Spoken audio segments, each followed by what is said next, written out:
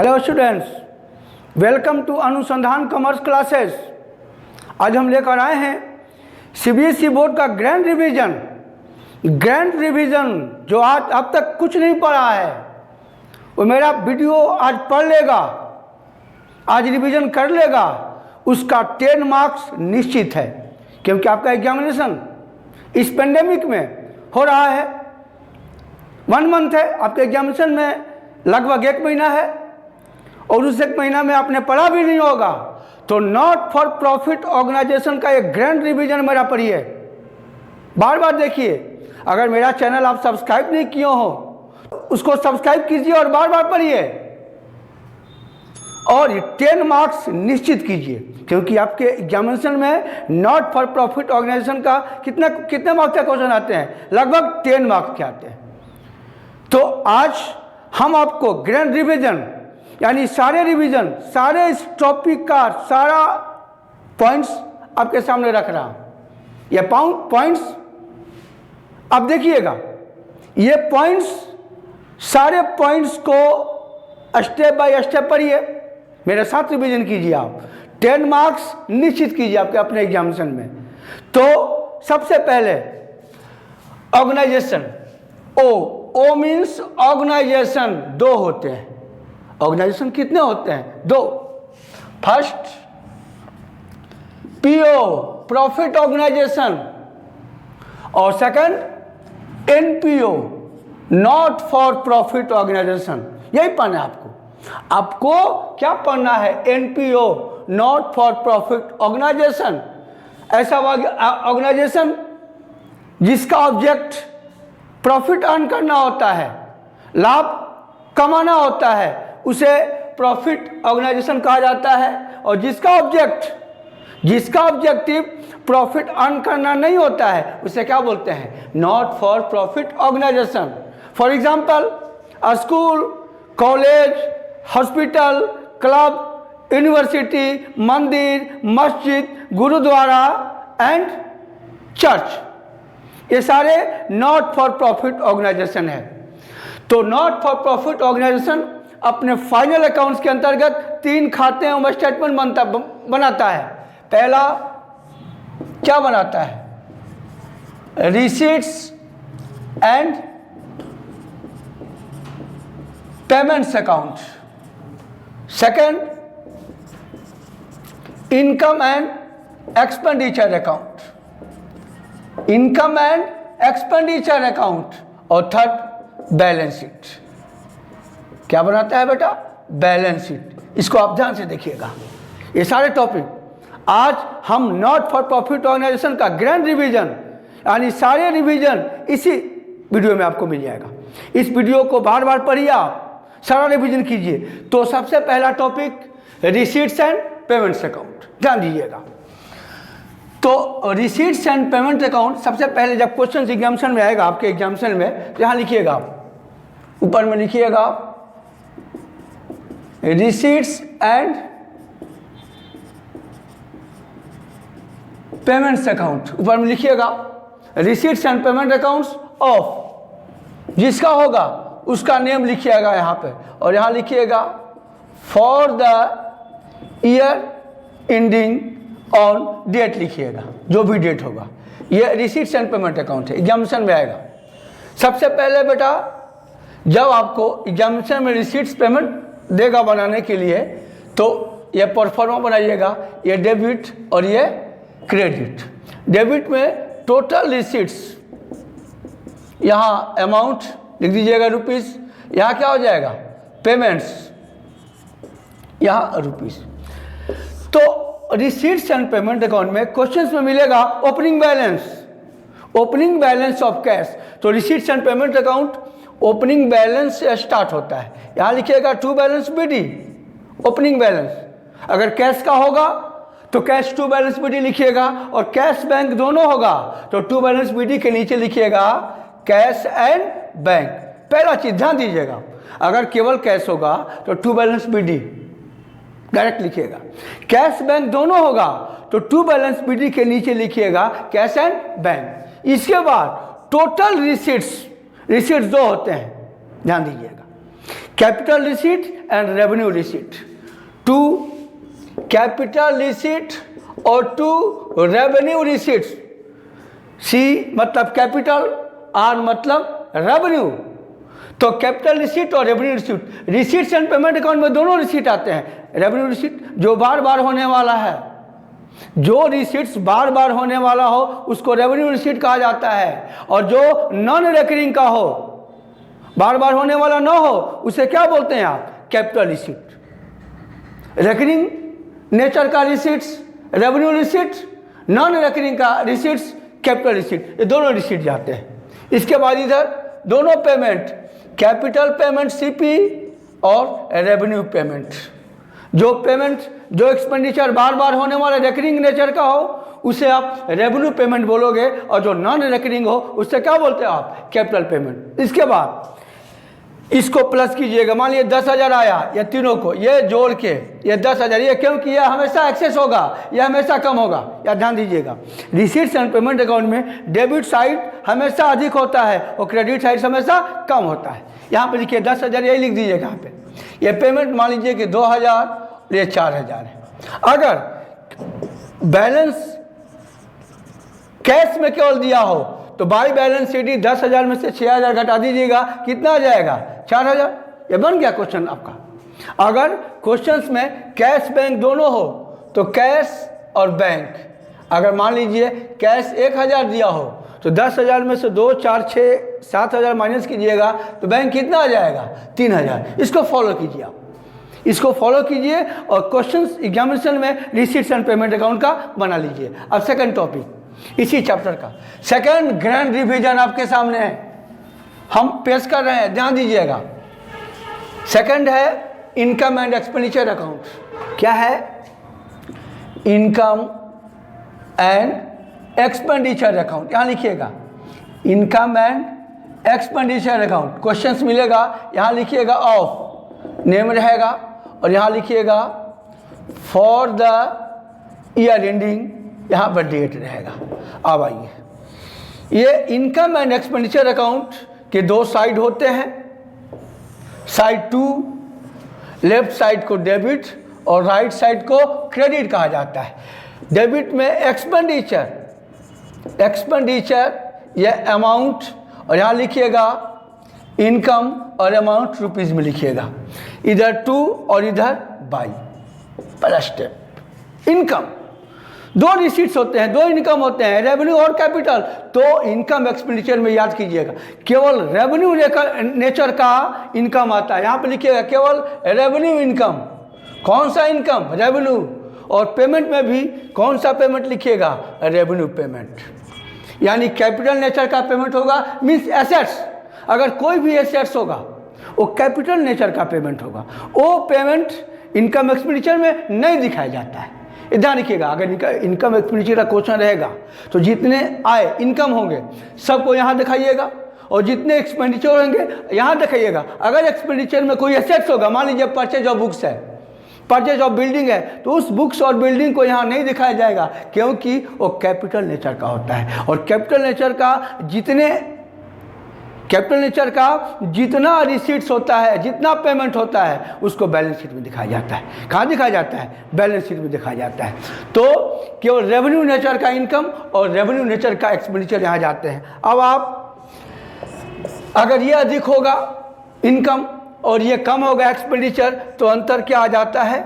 Surplus. क्या आ जाता है? सरप्लस, जिसको excess of income over expenditure कहा जाता है।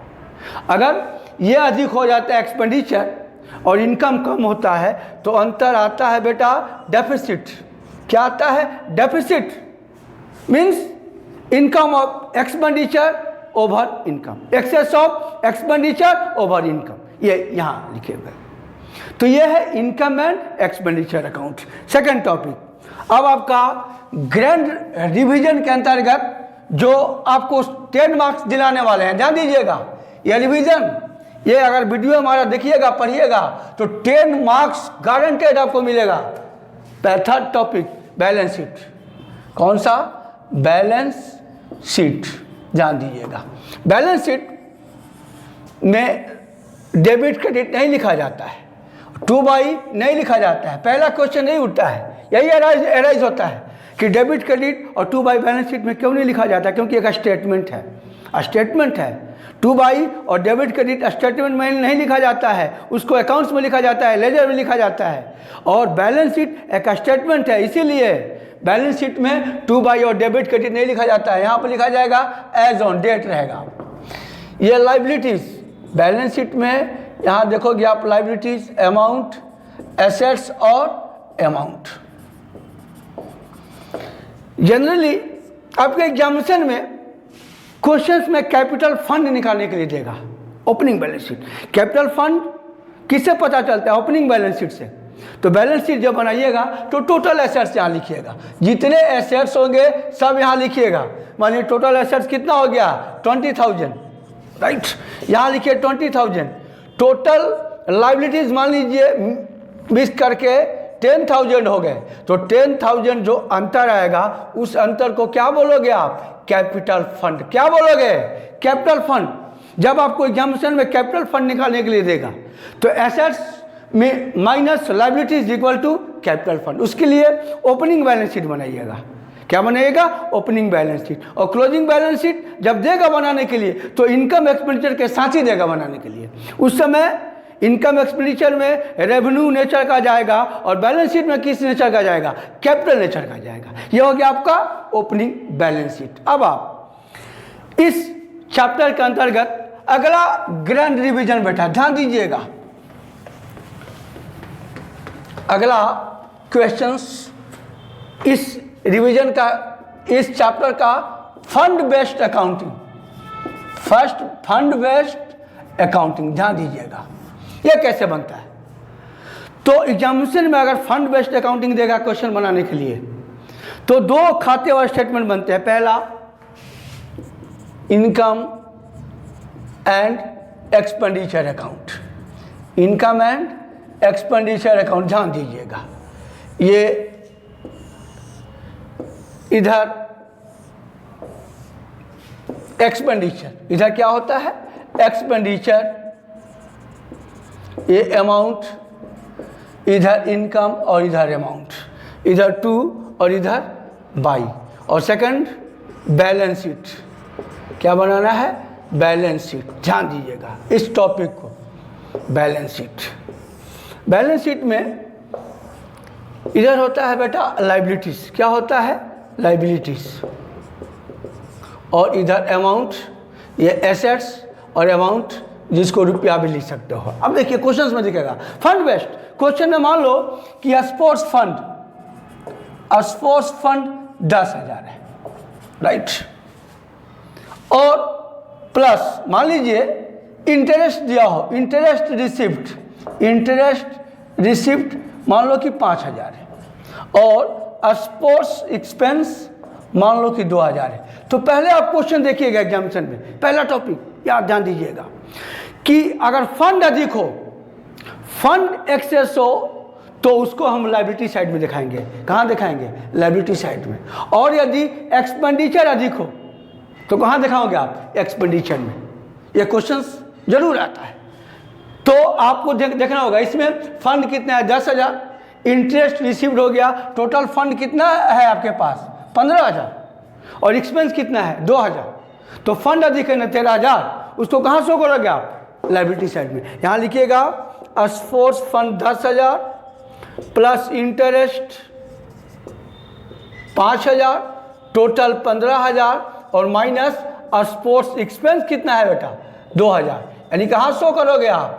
13,000। अगर इसी क्वेश्चन में एक्सपेंस मान लीजिए कि 18,000 हो, कौन अधिक हो गया? फंड है 15,000, एक्सपेंस 18,000, कहाँ शो करोगे आप? एक्सपेंडिचर में। कहाँ शो करोगे आप? एक्सपेंडिचर में। यहाँ लिखिएगा स्पोर्ट्स एक्सपेंसेस 18,000 पहले ऊपर लिखिएगा, इसके बाद स्पोर्ट्स फंड 15,000 और माइनस इंटरेस्ट कितना? 5,000। यानी ये स्पोर्ट्स फंड 10,000, 15,000, यह कितना हो जाएगा? 3,000। तो पहले देखिएगा क्वेश्चंस मिलेगा पेपर, तो इस टाइप का क्वेश्चन मिलेगा। फंड अधिक हो तो लायबिलिटीज बनाइए, बैलेंस शीट बनाइए। क्या बनाइए? Balance sheet. अगर एक्सपेंस अधिक हो तो क्या बनाइएगा? Income and expenditure account. दो ही टॉपिक इस पर ध्यान देना होगा। पहले क्वेश्चंस मिलेगा तो एग्जामिनेशन में देख लीजिएगा कि अगर फंड अधिक हो तो केवल यही बनाना है आपको, और यदि एक्सपेंडिचर अधिक हो तो क्या बनाना है, एक्सपेंडिचर अकाउंट। ये अगला टॉपिक है। अब आइए इसी क्वेश्चंस में, अगर क्वेश्चंस में दे देगा स्पोर्ट्स फंड इन्वेस्टमेंट, याद कीजिएगा इन्वेस्टमेंट हमेशा एसेट्स में जाता है। कहाँ जाता है, एसेट्स में। यहाँ प्लस माइनस नहीं होगा। स्पोर्ट्स फंड इन्वेस्टमेंट दिया होगा तो सीधे यहाँ पर दिखाइएगा स्पोर्ट्स फंड इन्वेस्टमेंट। मानिए 10,000 है तो यहाँ दिखा दीजिएगा इस क्वेश्चंस में। तो फंड बेस्ड क्वेश्चंस यही है बेटा। अब हम अगला टॉपिक आपको बताने जा रहे हैं जो आपके एग्जामिनेशन पॉइंट ऑफ व्यू से बहुत इंपॉर्टेंट चीज़ है, इंपॉर्टेंट टॉपिक है। ये 10 मार्क्स आपको मिलने वाला है। मेरे साथ बार बार बनाइए तभी क्वेश्चंस बन पाएंगे एग्जामिनेशन में। अगला टॉपिक है बेटा consumable goods, consumption of goods. देखिएगा ये क्या है, यहाँ लिखिएगा calculation of consumption of goods. किसी भी गुड्स का कंजप्शन निकालना होगा, या स्टेशनरी का होगा या मेडिसिन का होगा, तो ऊपर में हेडिंग दे दीजिएगा calculation of medicine consumption, medicine consumed दे दीजिएगा। कंजप्शन कैसे निकलता है, तो सबसे पहले बेटा यहाँ लिखिएगा, ध्यान दीजिएगा ये कैसे बनता है। सबसे पहले यहाँ लिखिएगा, ये हो जाएगा पार्टिकुलर्स, क्या हो जाएगा पार्टिकुलर्स, यहाँ हो जाएगा डिटेल्स और यहाँ हो जाएगा अमाउंट। ये रुपया लिखना ना भूलिएगा। सबसे पहले बेटा यहाँ लिखिएगा अमाउंट पेड और परचेज, या परचेज कोई भी चीज़ दिया रहेगा।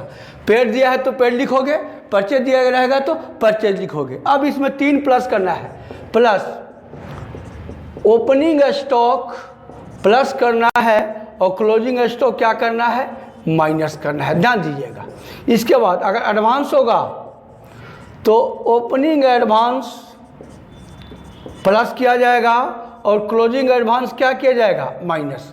क्लोजिंग एडवांस माइनस किया जाएगा। अगर क्रेडिटर दिया हो तो उल्टा हो जाएगा, यहाँ पे क्लोजिंग क्रेडिटर प्लस हो जाएगा और ओपनिंग क्रेडिटर क्या हो जाएगा, माइनस। क्यों, क्रेडिटर में क्लोजिंग क्यों प्लस होगा, ओपनिंग क्यों माइनस होगा। कोई क्वेश्चन करेगा तो क्रेडिटर लायबिलिटीज है और स्टॉक और एडवांस एसेट्स है। तो एसेट्स ओपनिंग प्लस होगा, क्लोजिंग माइनस होगा, और लायबिलिटीज में क्लोजिंग प्लस होगा और ओपनिंग क्या हो जाएगा, माइनस। अब यहाँ पे मान लीजिए अमाउंट पेड 20,000 दिया हो, ये 1,000 हो, 2,000 हो और 3,000 हो। ये 6,000 यहाँ पे प्लस कीजिएगा, कितना हो जाएगा, 26,000। मान लीजिए 2,000 और 2,000 दोनों है, ये 6,000। अब इसमें से माइनस कीजिएगा तो कितना आ जाएगा, 20,000। यहाँ पे लिखिएगा amount of consumable goods transfer to income and expenditure account. Income and expenditure account, ये कंजप्शन ऑफ गुड्स।